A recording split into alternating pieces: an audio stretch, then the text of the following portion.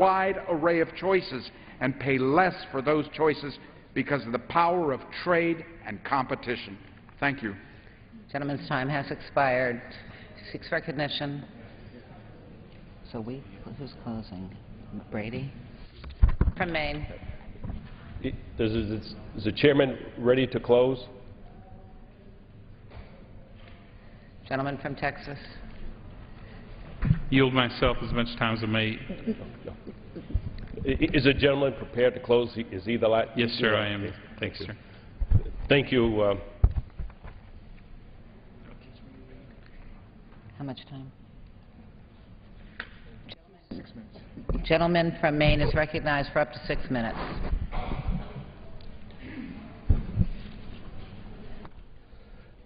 Thank you, Madam Speaker.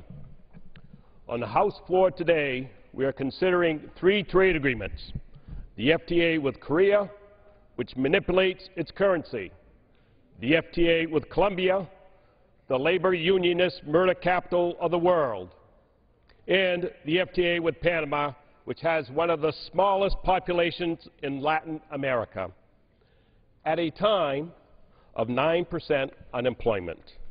Why are we even considering these trade agreements?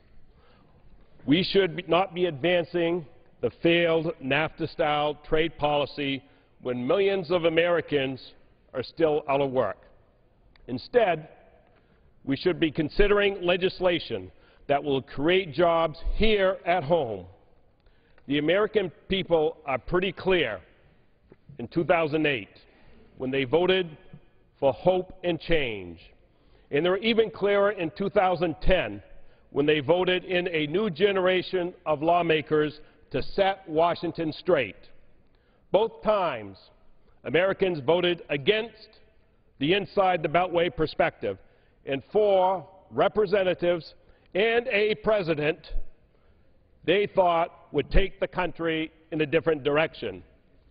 Both times, despite these signals from the American people, the White House and Congress have ignored them, and Washington remains as beholden to Wall Street and as detached from Main Street as ever. In a poll done by NBC and the Wall Street Journal last year, the majority of Americans said that they thought the FTAs had been bad for the country. Given that they are so unpopular, why on earth would the President send these agreements up to Congress right now? Well, you only have to look at the President's economic advisors to find out. Since elected, the President has surrounded himself with advisors from Wall Street banks, with CEOs from companies that don't pay taxes, and with staffers who pushed the NAFTA-style trade agreement under Clinton. Those advisors don't bring fresh perspectives to the White House. They bring more of the same corporate priorities that have caused the current and previous White House administrations to turn a blind eye while the big banks played roulette with our pensions and mortgages, and then asked for a taxpayer bailout. The Panama Free Trade Agreement is another example of Washington corporate priorities. Panama's GDP is about $25 billion. That's about the same GDP as the city of Portland, Maine. The entire country has a population of 3.4 million. We have 3 times as many people in the United States on unemployment lists alone. And this agreement does nothing for those 14 million Americans without jobs. Panama simply isn't a significant market opportunity for U.S. exports.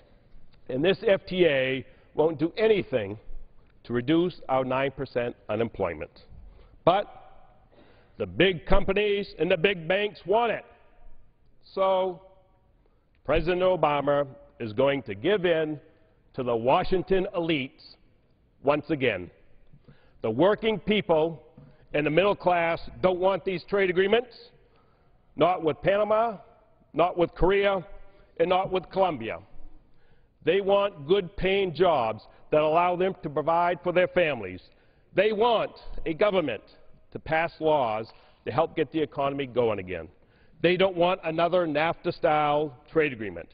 And they definitely don't want any more Wall Street-centric, Beltway-based policies from the White House or Congress.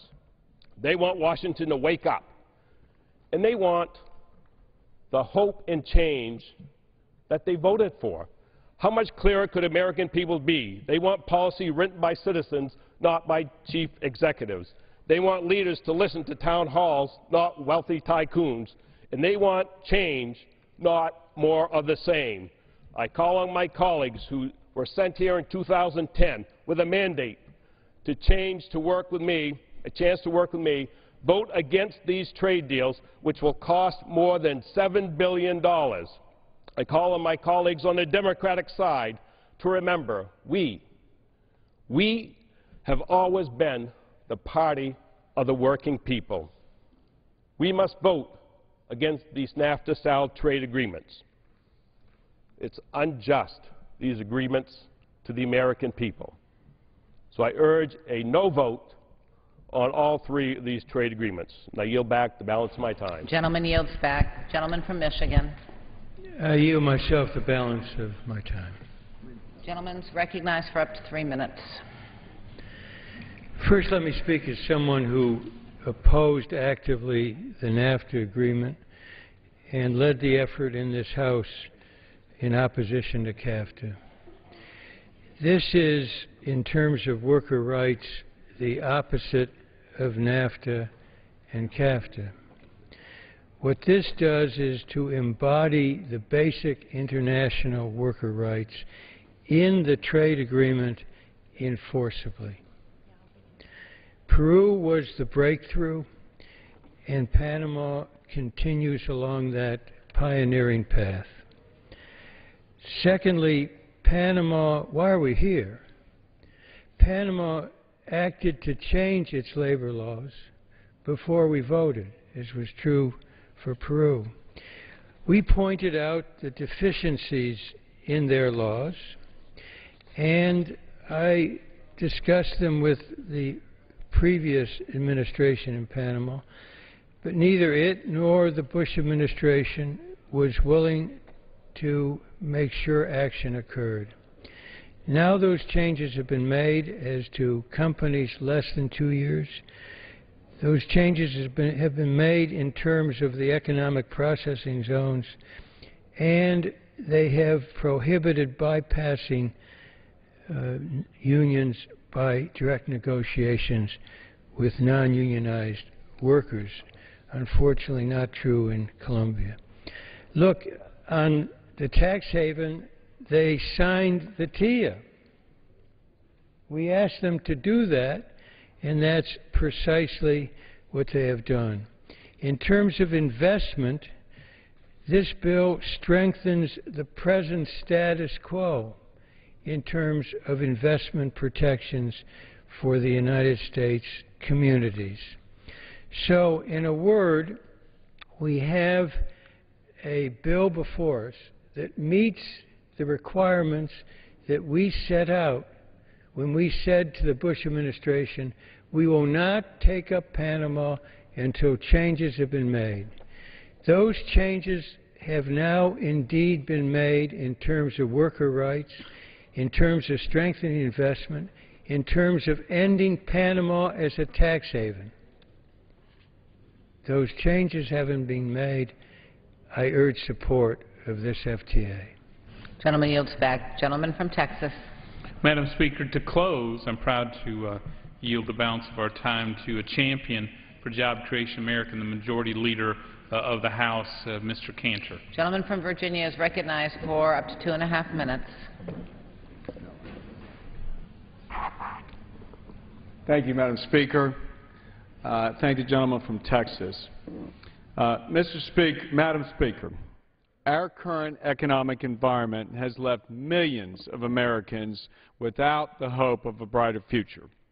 The constant threat of tax increases and the continued threat of excessive regulations coming from this administration sends the wrong signal to our entrepreneurs, our investors, and our small business people, the very people we need to create jobs.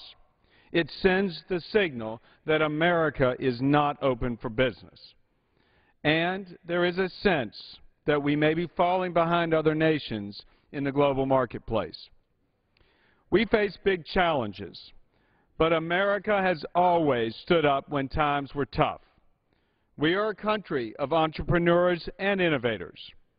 Madam Speaker, it is time to energize our small businesses and job creators and get the economy growing again.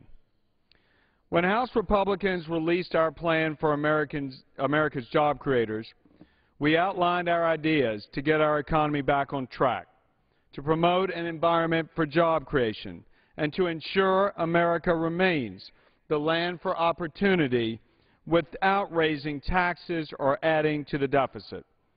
And part of that plan was passage of the free trade agreements with Colombia, yes, Panama, and yes, South Korea. But our support for passing these agreements is not new. On December 22, 2009, I, along with other House Republican leaders, wrote to President Obama outlining what we called the No-Cost Jobs Plan. In that letter, we noted that passage of these trade agreements would, according to experts, increase exports by 1%. That 1% increase in exports equates to 250,000 new jobs. We noted in our letter that the only thing standing in the way of creating those jobs was for the President to submit the trade agreements to Congress for approval. Since then, we have repeatedly called on the President to move forward with these agreements so we can clear the way for thousands of new jobs and create an environment for economic growth. Nearly 2.5 years later, on October 3rd, the President finally submitted all three agreements. I am glad that this administration has recognized the importance of expanding market access for American companies, both small and large. As Majority Leader, I introduced all three agreements the very same day the President submitted them. And I am pleased today that the House will approve all three agreements. By moving forward on these agreements, Madam Speaker, we will help manufacturers in my home state of Virginia and those across the country to increase exports and increase production. The more manufacturers produce, the more workers they need, and that means more jobs. Our action today is proof that when we look for common ground and work together, we can produce results. I'd also like to note that today, Madam Speaker, the House is acting on another bill that is part of the President's jobs plan. The House will pass the VOW Act, the Veterans Opportunity to Work Act, to help our soldiers and veterans with the challenges of reentering the workforce. Madam Speaker, there is no more time to waste. We have said over and over again that we should not let our differences get in the way of producing results, and we want to find common ground so that we can work together to improve the economy. I hope today's action will encourage the Senate and the President to join us in helping to pass these trade agreements and other pro-growth measures to help the American people get back to work. And I yield back. Gentleman yields back. All time for debate has expired. Pursuant to House Resolution 425, the previous question is ordered on the bill. The question is on engrossment and third reading of the bill. Those in favor, say aye. Those opposed, no. No. Have it. Third reading. Trade Promotion Agreement. Question is on passage of the bill. Those in favor say aye. Aye. Those opposed, no. No. The ayes have it. The bill is passed. Gentleman from Michigan. Yeas and nays are requested. Those favoring a vote by the yeas and nays will rise. Sufficient number having risen, the yeas and nays are ordered. Pursuant to Clause 8 of Rule 20, further proceedings on the question will be postponed. Pursuant to Clause 1C of Rule 19, further consideration of H.R. 3080 will now resume. The clerk will report the title. A bill to implement the United States-Korea Free Trade Agreement.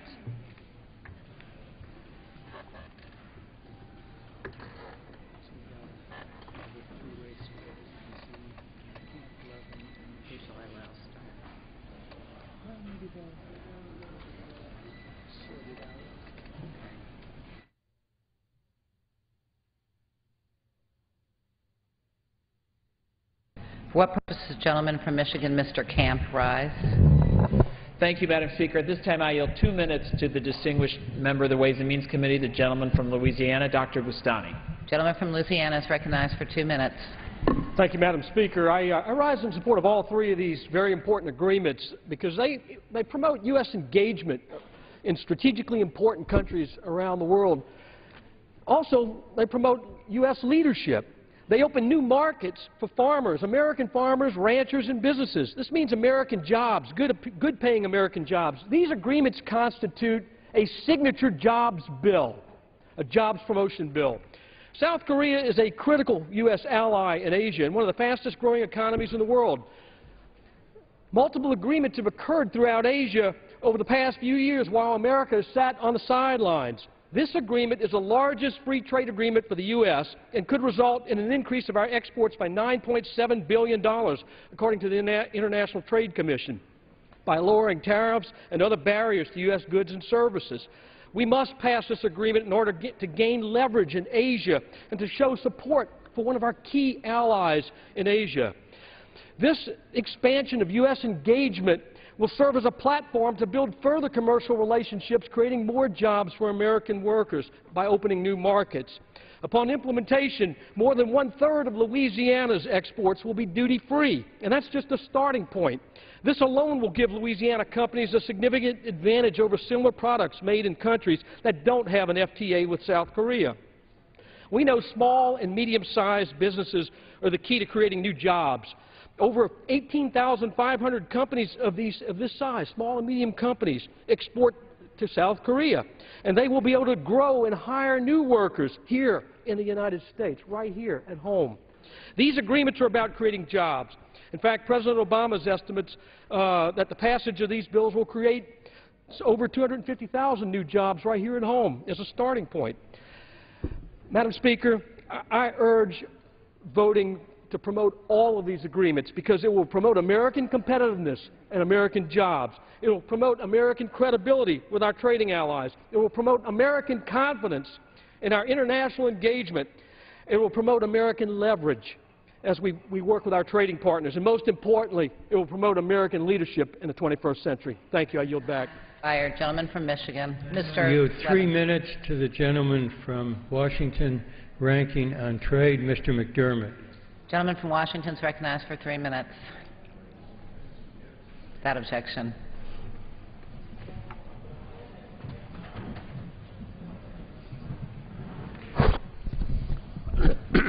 Madam Speaker, I rise in support of the Korean Free Trade Agreement. We should all be proud of Korea. We created Korea.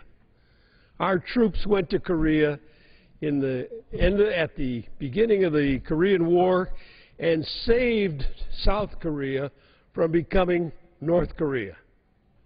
That's how the Koreans look at it. I took a trip with the Commerce Secretary, Gary Locke, who's now the ambassador to China. And the Koreans said, we're very grateful and we want to have this relationship with you. And they have come because we opened our markets to them. They are the most successful country in Asia in coming from nowhere to an average income of around $33,000 per person. Now, making an agreement with them is making an agreement more with an equal. And when we went from Seattle, we know about our regional relationship with them. We are the third largest state exporter to Korea. In 2010, Washington State exported more than $55 billion worth of goods, more than half of all that went to Asia. Hundreds of thousands of jobs in my state depend on this trade relationship. So this is not something where we're going to lose jobs. I believe it's important to move ahead because I think it's equally important to move ahead right. And what is amazing is how the Bush administration went into this thing and never figured out the biggest problem, that it was a one-way trading operation. We said to them, send us anything you want, and they did. And now we were going to go for an agreement where we were going to turn it around and say, we're going to send some things to you. The Bush administration ignored that. Had it not been for Charlie Rangel and Sandy Levin and the Democrats, we would never have gotten them to sit down and renegotiate. They didn't want to reopen. They had actually passed it and felt badly and kind of, they lost some face because we didn't respond. But we said, no, it's not good enough. So we brought this agreement back and got an agreement that is much fairer and much more equitably deals with our economy, particularly our automobile industry, but also beef and some other things. And this is an agreement between equals. This is not going out looking for cheap labor. They were that once, back in the mid-50s, when we said, send us anything. They made all the textiles. They were the textile bunch. But they don't make textiles anymore. That's not what they're doing. They're dealing with high-end exports. And we have to have an agreement with them that makes it possible for us to have a level playing field. This agreement does it. And from that point of view, I think this is one that everybody can support, and I urge my colleagues to support this free trade agreement with the People's Republic of Korea. Gentleman's time has expired. Gentleman from Maine. Thank you, Madam Speaker. I yield myself 15 seconds. Gentleman's recognized. In response to the two previous speakers, I just want to highlight at this time the lunch bucket that I carried with me for over 29 years at Great Northern Paper Company in the mill. The Korea Free Trade Agreement is bad for the workers who carry a lunch bucket similar to this. At this time, I'd like to yield 1 minute to the gentlewoman from California, Ms. Sanchez. California is recognized for 1 minute.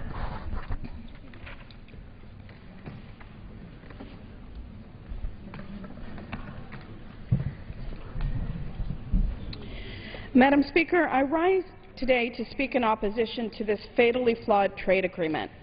During a time when our top priority should be job creation, Congress is instead considering free trade agreements that will ship more American jobs overseas.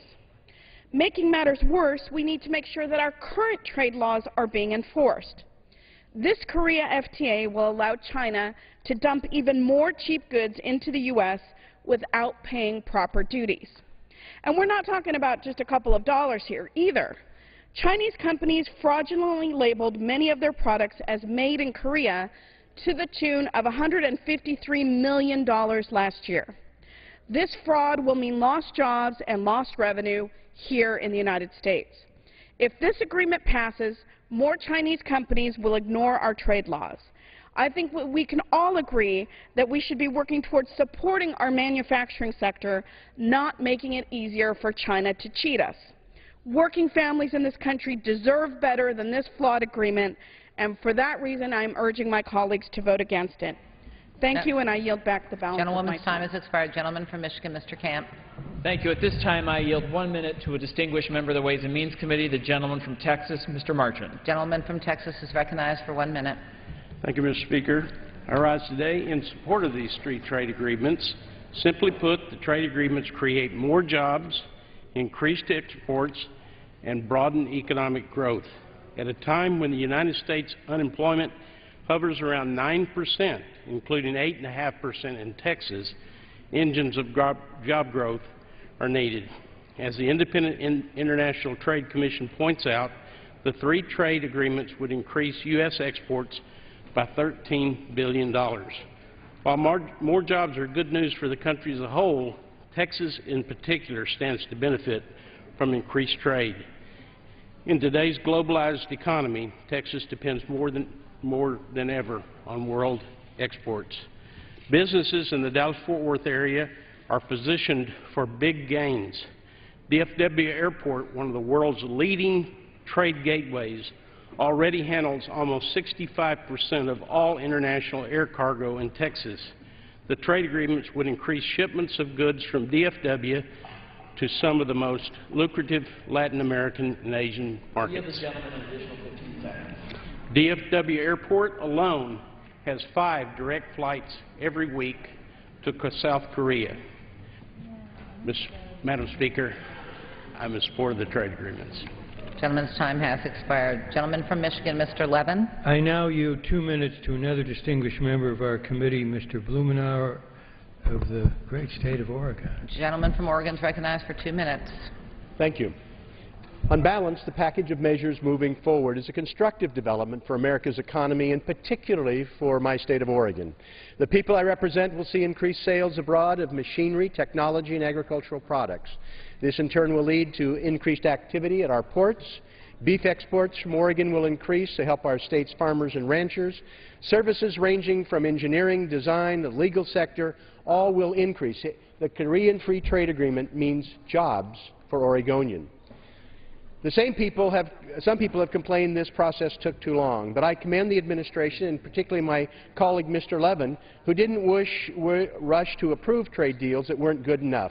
Dramatic improvements have been made to the Korean Free Trade Agreement, where blatant unfairness towards American automobile sales in Korea have been addressed. Indeed, this agreement is now supported by the American workers who make cars, and I commend Mr. Levin for his untiring efforts.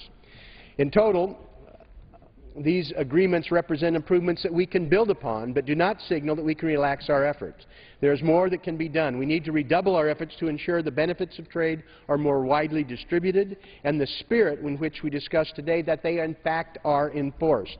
I've been encouraged by the renewed commitment to use the tools as they're supposed to be. I was pleased the Senate has acted on Chinese currency manipulation and that the administration's decision to impose tariffs on illegal Chinese activity in the tire market was sustained by the WTO. I look forward to helping ensure a continued focus on appropriate trade enforcement. Our economy has grown increasingly interdependent around the world, especially in Oregon. Our best efforts are needed to make sure we realize the promise of international trade. It is not a one-way street. The years spent to improve these agreements was an important step in that direction.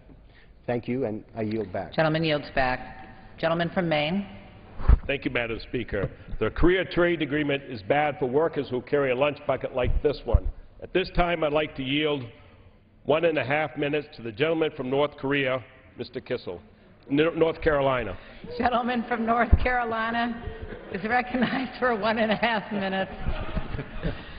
My colleague scared me there for a minute. Madam Speaker, I rise in strong opposition to the Korean Free Trade Agreement. I want to make 2 points. One, Korea is a very important ally, a good friend of ours.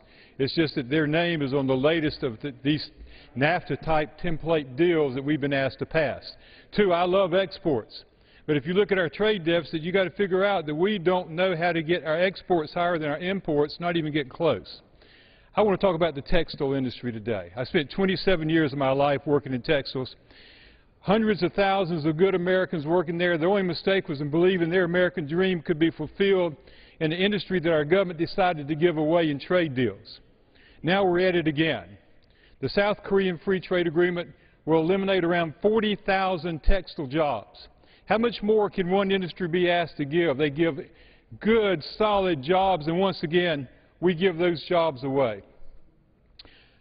We heard last week the average American working family is now effectively down to a standard of living of the mid-1990s. I simply ask this question: how much more of the American dream of our American working families should they have to give up, have to delay, until we figure out how to get this right, until we quit trying to give our jobs away to other parts of the world, and we concentrate on this great American economy and make it here in America? I yield back my time. Gentleman yields back. The gentleman from Michigan, Mr. Camp. Thank you, Madam Speaker. I would just note that in countries that we have trade agreements with, we have a surplus in manufacturing exports. And with that, I would yield to the gentleman from Georgia such time as he may consume. Gentleman from Georgia is recognized. Thank you, Mr. Chairman. And being from Georgia's 3rd Congressional District, we have been blessed to have a robust manufacturing industry. We have both Kia Motors, and a large textile presence in my district. And I would like to ask the chairman if he would enter into a colloquy. Yes, I would be glad to. Mr. Chairman, what will the Ways and Means Committee do to ensure no textile jobs in the U.S. are lost due to the Korea Free Trade Agreement? If the gentleman would yield, first of all, the agreement includes a robust safeguard that allows the United States to raise tariffs if imports from South Korea surge and injure the domestic textile industry.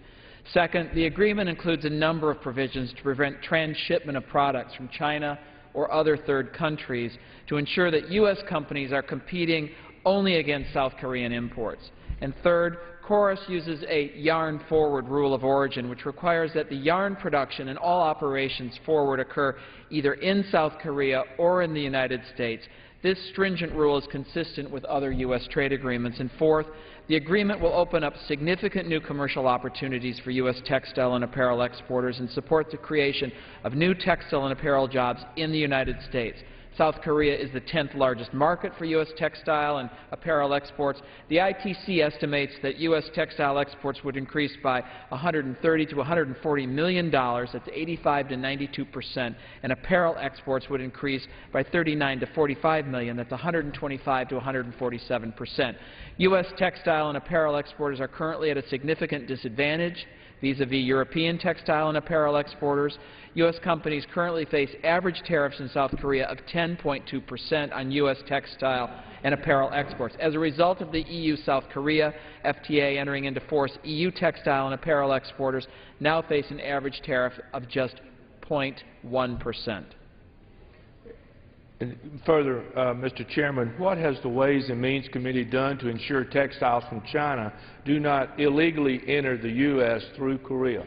If the gentleman would yield, we're currently working with U.S. Customs and with the Koreans to avoid this problem. The agreement itself includes a number of aggressive provisions to address transshipment. In addition, U.S. Customs and South Korean Customs have worked closely to develop state-of-the-art procedures, including advanced risk management techniques. For example, textile products are automatically categorized as, quote, high risk and subject to a greater level of scrutiny by U.S. Customs.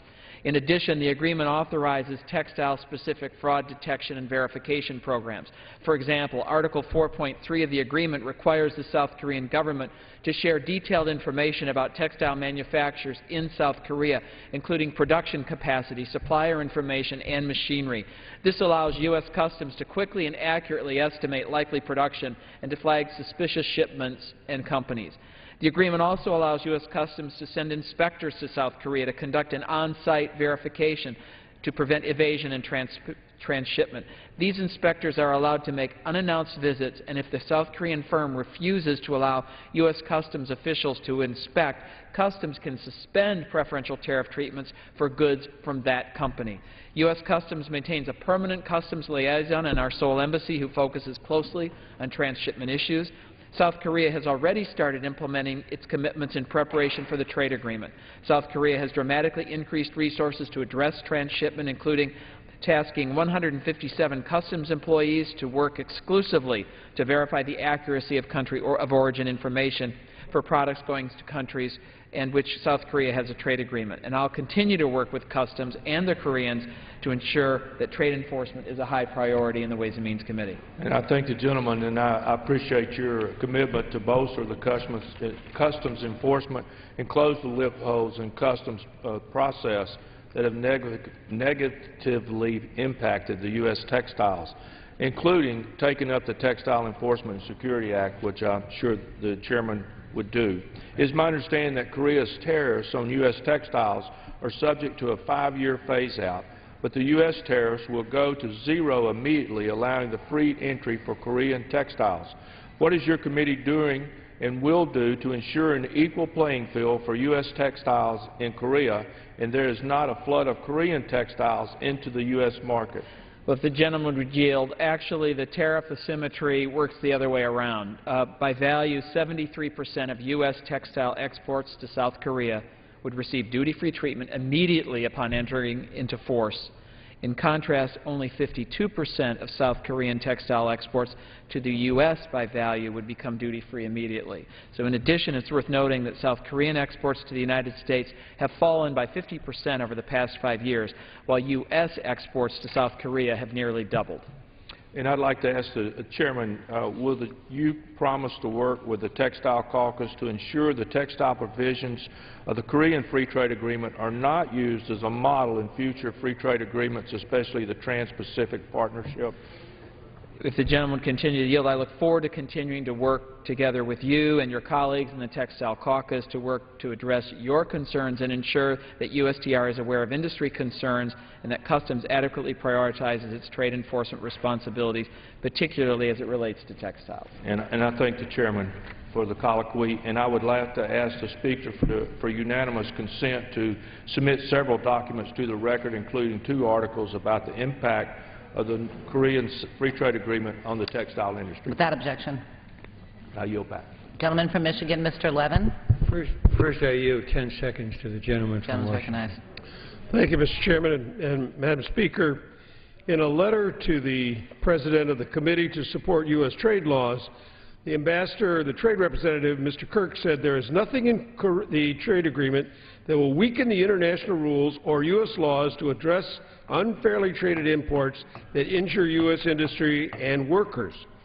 The specific trade remedies provisions you raised are carefully crafted by our negotiators to mean that they will not adversely affect the efficacy of relief under U.S. anti-dumping and countervailing duty laws. I ask unanimous consent to enter this into the record. Without objection. I now yield 2 minutes to the gentleman from Wisconsin, Mr. Gentleman Kynes. from Wisconsin is recognized for 2 minutes. Thank you, Madam Speaker. I ask unanimous consent to revise and extend. Without objection. Madam Speaker, I rise today in strong support of the U.S.-Korea trade agreement before us today, as I have in support of Colombia and Panama as well. And, Madam Speaker, the Korea trade agreement is another example of President Obama and his team at USTR, led by Ambassador Kirk, inheriting what I felt were 3 pretty good trade agreements when they assumed office, but realizing there was room for improvement. And much to the credit of the Chairman and the Ranking Member of the Ways and Means Committee, we got that crucial improvement with Korea over 2 vital sectors of the U.S. economy, automobiles and beef. And more specifically for the state of Wisconsin, which is the largest cranberry-producing state in the nation, this enables us to get back into the game with meaningful exports going into the Korean market. Each day we wait to pass this agreement, Chile captures more market share, affecting the ability to export and the job creation that we desperately need back home. It's also true for one of the largest manufacturers and therefore one of the largest employers in my district in western Wisconsin, located in my hometown of La Crosse. Right now, the goods and products that they're making at that La Crosse plant faces an 8% tariff barrier to the export into the Korea market. With the passage of this agreement, that tariff goes down to 0.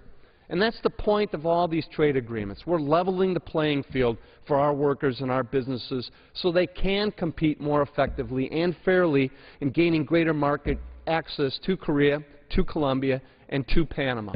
These won't be the panaceas to the job creation that we need at home, but they are important steps in the right direction. They all contain vital international labor and environmental standards in the bulk of the agreements, fully enforceable with all other provisions.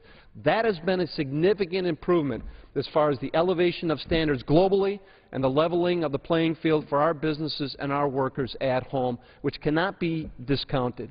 Again, I commend the members of the Ways and Means Committee, the leadership there, but especially President Obama and his USTR team in taking these 3 trade agreements, improving upon them, and making sure that the open for business sign is over the United States of America again, so we can pursue a meaningful economic engagement throughout the rest of the world. I do subscribe to Cordell Hall's theory on trade. May I have an additional 30 seconds? Expired. Gentleman from Michigan, does the gentleman from Michigan yield? 15 seconds. I thank the gentleman. 50. When he once stated that trade is more than just good and products crossing borders, because when that occurs, armies don't. These are an important tool in our diplomatic arsenal and also part of the answer to the economic growth that we need desperately in this country. And I yield back and thank the gentleman for the time. Gentleman's time has expired. Gentleman from Maine. Thank you, Madam Speaker. I now yield 2 minutes to the gentleman from Oregon, Mr. DeFazio. Gentleman from Oregon is recognized for 2 minutes.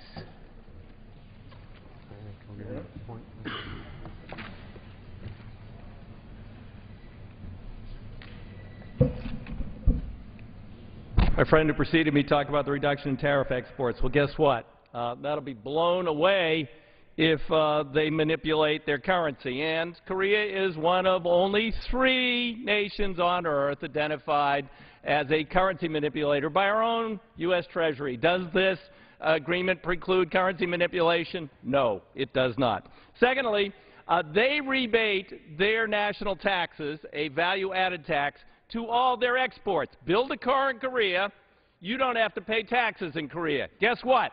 Build a car in the U.S., we can't rebate the taxes under these crummy trade laws we've bound ourselves to. And when the U.S. car gets to the border of Korea, they have to pay a 10% tax. So we're going to be able to export autos to Korea if they're 20% cheaper than those produced by cheaper labor in Korea. Not very likely, but let's say we could do that. There are a couple other problems.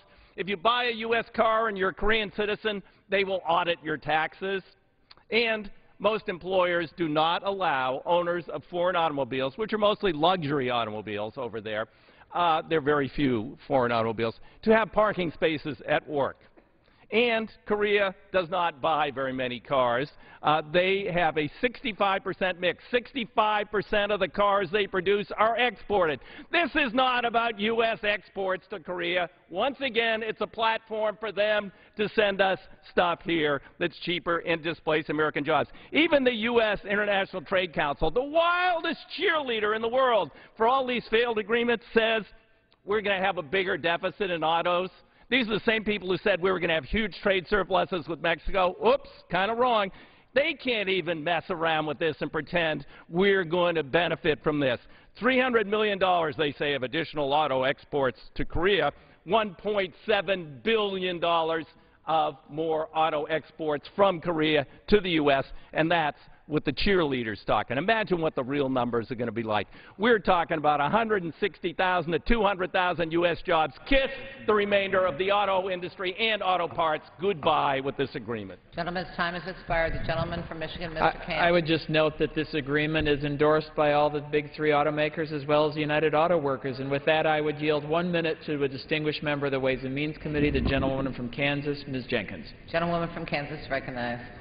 Thank you, Mr. Chair, for yielding, and thank you for your leadership on this important issue. Madam Speaker, many Americans believe Congress can't agree on anything. But if there is one thing Washington can agree on, it's that we're in a jobs crisis, and we should be doing everything in our power to create an environment that encourages the private sector to thrive and create jobs. If we are looking to make a dramatic and immediate impact on our job market, we need to look no further than the South Korean trade agreement. Ratifying this deal will secure at least 70,000 American jobs as we increase our exports by more than $10 billion, adding $12 billion to our GDP. This agreement also means jobs for Kansas.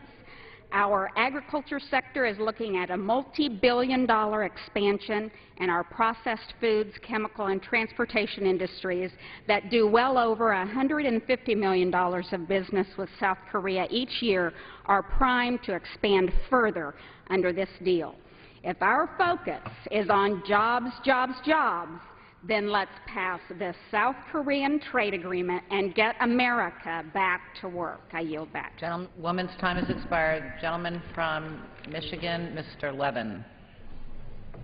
I now yield to another member of our committee, Mr. Crowley of New York, 3 minutes. Gentleman from New York is recognized for 3 minutes. Thank you, Madam Speaker. I rise today in support of this agreement between the United States and Korea. I especially want to thank my colleague, Mr. Levin of Michigan, for his tireless efforts to improve the agreement, along with Chairman Camp and Congressman Brady of Texas, in a bipartisan way. A lot of credit for the content of this agreement should also go to President Obama. The Bush administration was willing to submit an agreement that heavily favored Korea, but the Obama administration held out until we got a better deal, a more fair deal, a more fair agreement. For a long time, our roadways have been home to cars named Hyundai. Now, because of this agreement, South Korean roadways will see more American cars on them. It's only right that Fords and Chevys have the same access that Hyundai has here in America. And this agreement will not only break down barriers for American car manufacturers. American services and goods, such as insurance, legal, finance, television, and movies, will now be available in South Korea. Korean services companies have always had the right to operate here. But this agreement is about making sure that American companies have the same ability to operate in South Korea. And that's good news for American businesses and good news for American workers. For a state like mine that depends so much on the service industries, it is important that we are able to export our products throughout the world. It's no secret that the #1 reason to support this agreement, though, is because it tears down barriers for U.S. exporters and will create jobs right here in the United States. But the #2 reason is just as important. I have often discussed with my Korean-American constituents back in Queens and the Bronx the importance of a strong South Korea. This is as much about diplomacy. This is as much about our geopolitics. South Korea is in an area of the world that is dangerous and unpredictable. America needs strong allies in this region, and this agreement acknowledges South Korea as a friend and stalwart ally of the American government and, more importantly, of the American people. Since we stood shoulder to shoulder during the Korean War against the advancement of communism, to our joint efforts today to stop terrorism throughout the world, South Korea has been a true ally of the United States. This agreement sends a message to countless other countries around the world. If you want to be treated like South Korea, act like South Korea. South Korea, if I can have an additional 15 seconds. Yes. Gentleman is recognized. South Korea has a strong labor and environmental laws. South Korea is committed to representative democracy, and South Korea recognizes that trade is a two-way street that must benefit Americans as well as South Korea. I strongly urge the passage of this agreement, and I yield back the balance of my time. Expired. The gentleman from Maine. Thank you. I now yield 2 minutes to the gentlewoman from Connecticut, Ms. DeLauro. Gentlewoman from Connecticut is recognized for 2 minutes.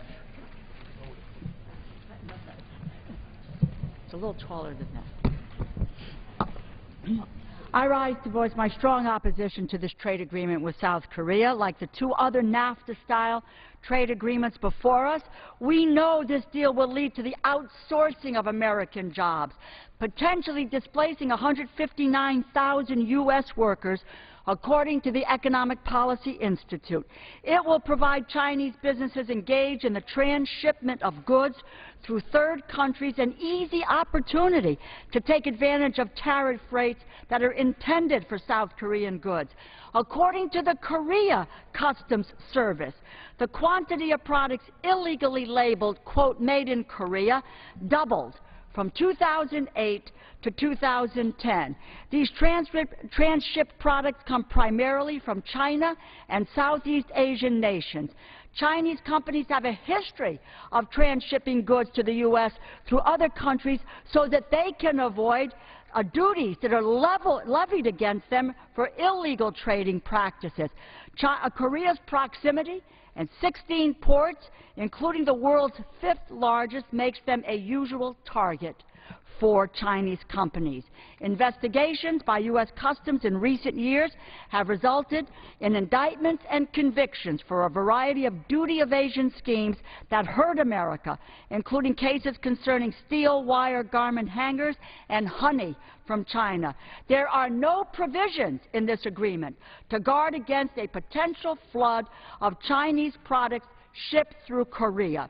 That means we can expect an increase of cheap Chinese goods into our market, again to the detriment of U.S. workers, if we pass this agreement. You know, millions of jobs have been lost or displaced because of our trade deficit with China, and Chinese products, from chicken to toys, have posed serious public health concerns.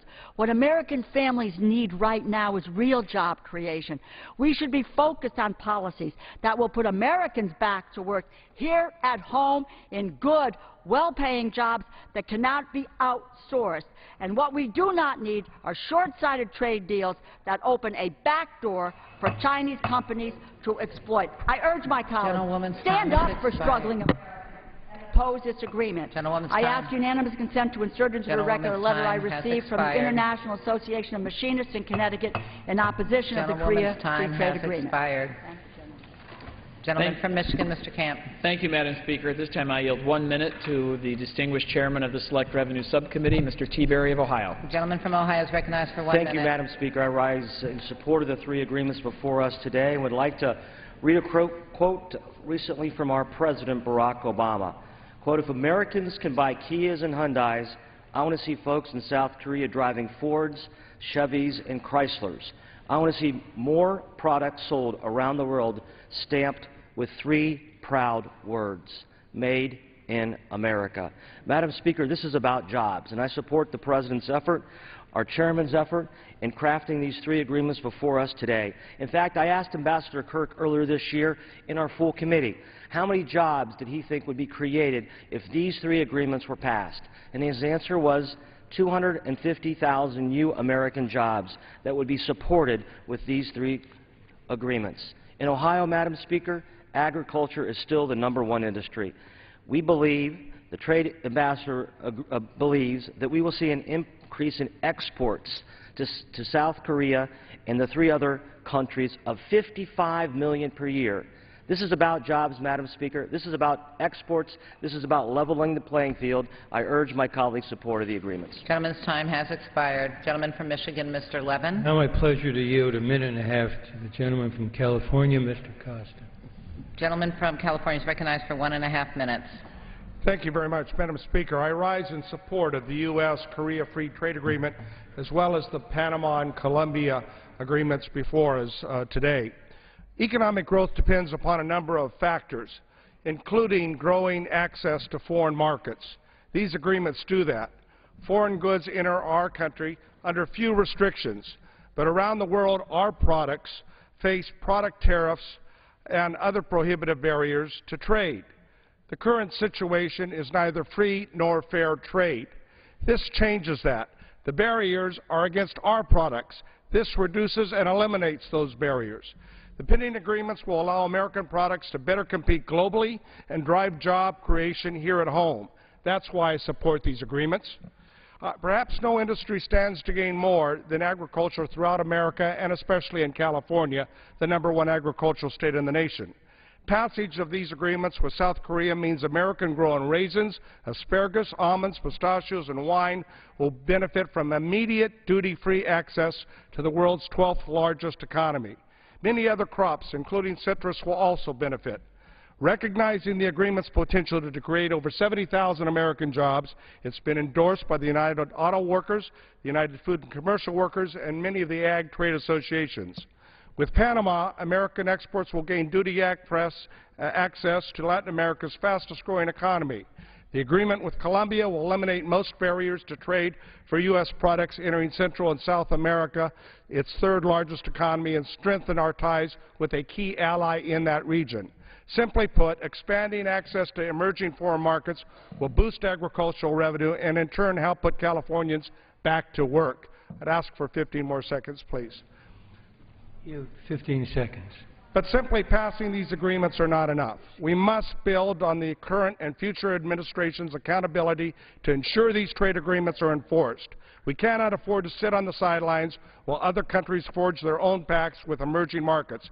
Increased exports mean more jobs for here at home for America. I ask you to support these measures. Gentleman's time has expired. Gentleman from Maine. Thank you, Madam Speaker. At this time, I'd like to yield 1 minute to the gentleman from Ohio, Mr. Ryan. Gentleman from Ohio is recognized for 1 minute. I thank the gentleman. You know, these are the same promises that we heard during NAFTA and during the most favored nation trade status debate with China. And we hear a lot of statistics about job creation. We don't need statistics. Come to Ohio. Go to Toledo. Go to Pittsburgh. Go to Fayetteville, North Carolina. Go to Youngstown, Ohio. Go to Akron. Go down the Ohio River. All these promises were made before, and it didn't pan out. It didn't work.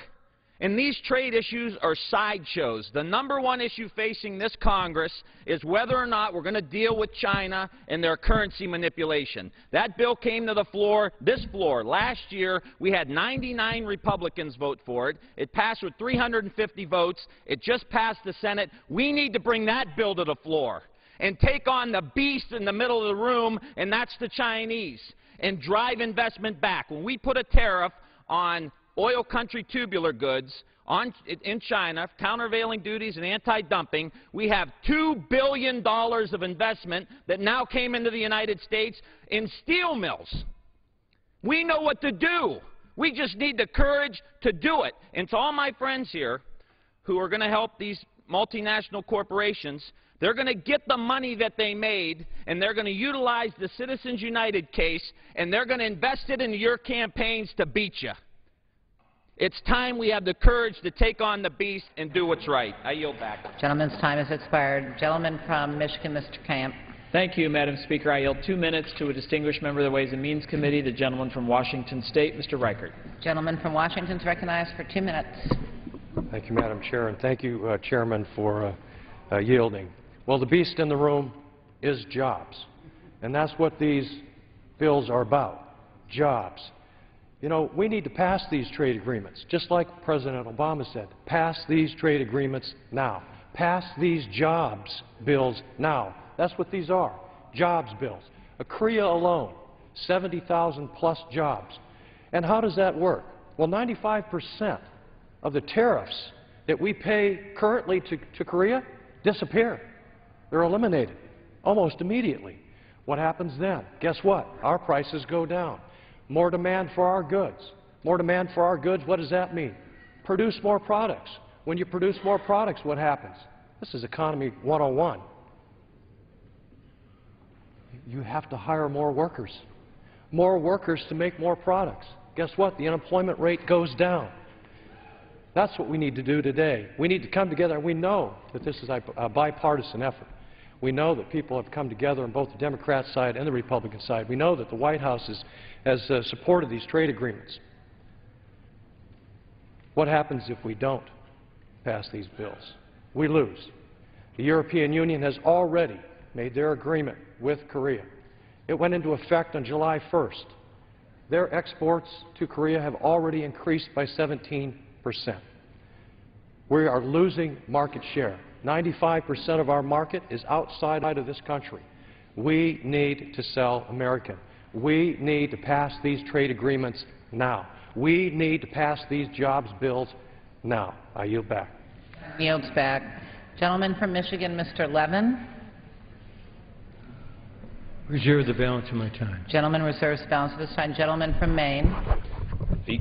I would like to yield 1.5 minutes to the gentlewoman from Illinois, Ms. Szynkowski. Gentlewoman from Illinois is recognized for 1.5 minutes.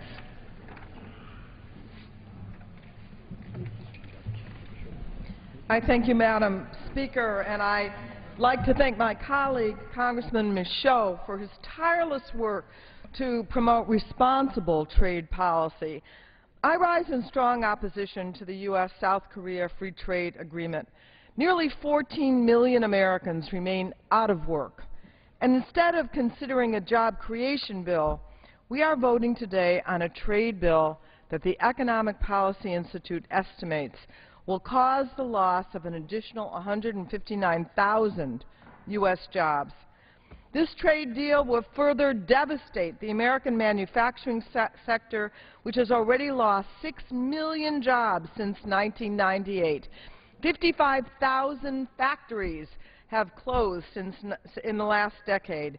The 3 Bush-negotiated trade deals under consideration today are an expansion of the NAFTA trade model, which has decimated cities and towns across America.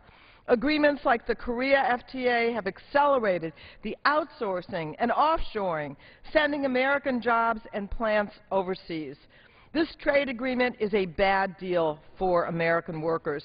Trade can be a valuable tool to bolster the U.S. economy, but only if we utilize a trade model that promotes U.S. jobs.